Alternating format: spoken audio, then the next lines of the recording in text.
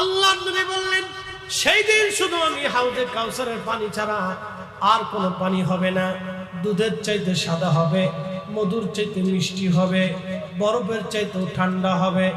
এক পেয়ালা পানি কেউ যদি পান করে জান্নাতে যাওয়ার আগ পর্যন্ত ওই পানির কথা আর মনে থাকবে না। কিন্তু আমি মাঝে মধ্যে চিন্তা করলাম, আল্লাহর নবী বরফের চাইতেও মিষ্টি ঠান্ডার কথা কেন বললেন? এই বছর হজে যাওয়ার পরে বুঝলাম ঠান্ডা পানি কেমন প্রয়োজন।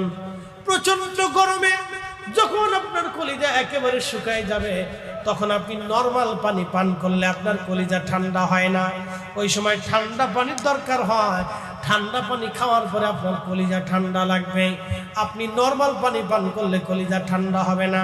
বাংলাদেশের আবহাওয়াতে আপনি নরমাল পানি পান করলে আপনার শরীরের জন্য ম্যাচিং হবে, ভালো হবে। কিন্তু সৌদি আরবে আপনি নরমাল পানি পান করলে ওই গরমে তেমন কেমন কোনো কাজে লাগে না। যখন আপনি ঠান্ডা পানি পান করবেন তখন আপনার কলিজার তৃষ্ণা নিবারণ হবে। এই জন্য আল্লাহর নবী বললেন, হাউজে কাউসারের পানিটা হবে ঠান্ডা, বরফের চাইতেও ঠান্ডা হবে।